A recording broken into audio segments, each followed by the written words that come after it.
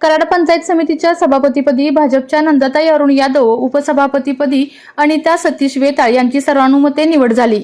नूतन सभापती उपसभापतींचे आमदार मनोज घोरपडे, कुलपती डॉक्टर सुरेश भोसले यांनी अभिनंदन करून शुभेच्छा दिल्या।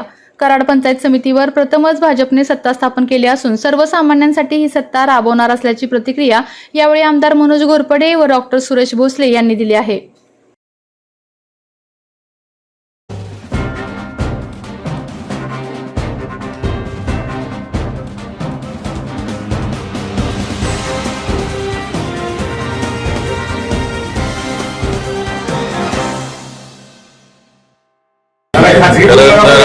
आज या कराड पंचायत समितीमध्ये ऐतिहासिक अशा पद्धतीचं सत्तांतर या ठिकाणी घडून आणि त्यामध्ये ट्रिपल इंजिन सरकार म्हणायला काही हरकत नाही। कराड तालुक्यामध्ये आज केंद्रामध्ये भारतीय जनता पार्टी सत्ता, राज्यामध्ये भारतीय जनता पार्टी आणि आज कराड पंचायत समितीचे सभापती आणि उपसभापती हे भारतीय जनता पार्टीचे झालेले आहेत। खऱ्या अर्थानं ग्रामीण विकासामध्ये पंचायत समितीचं फार महत्व आहे आणि जास्तीत जास्त लोकाभिमुख कारभार होण्याच्या दृष्टिकोनातून आम्ही येणाऱ्या काळामध्ये आमच्या सभापती, पंचायत समितीचे सभापती आणि सर्व सदस्य, जिल्हा परिषद सदस्य यांच्या माध्यमातून जास्तीत जास्त या ठिकाणी लोकांची सेवा कशी करता येईल आणि त्यांना ज्या शासनाच्या योजना आहेत ते तळागाळापर्यंत पोहोचवण्याच्या दृष्टिकोनातून अतिशय ताकदीने ते सर्व पदाधिकारी प्रयत्न करतील।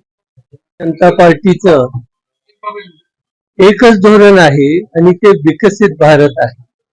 आणि गेल्या 2 टर्म मध्ये जर तुम्ही पाहिलं की 2 मधल्या वर्षाचा कालावधी सोडला तर महाराष्ट्रामध्ये जो विकास झालेला आहे तो गेल्या 30-40 वर्षामध्ये किंवा 50 वर्षामध्ये झाला नाही, इतका विकास भारतीय जनता पार्टीकडनं झाला आणि तळागाळापर्यंत सगळ्या गावात हा विकास पोचलेला आहे।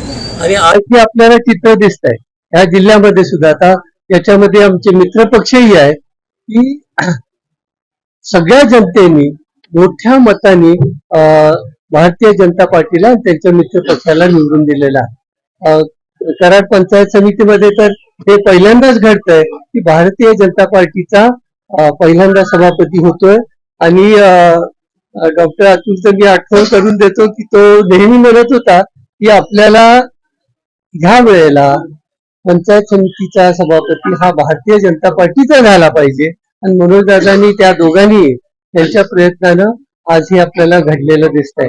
आता ह्या पदाधिकाऱ्यांच्यावर आमची खात्री आहे की ती जबाबदारी हे चांगल्या पद्धतीने पेलतील आणि कामकाज नेहमीपेक्षा कितीतरी चांगल्या पद्धतीने करतील असा आमचा विश्वास आहे।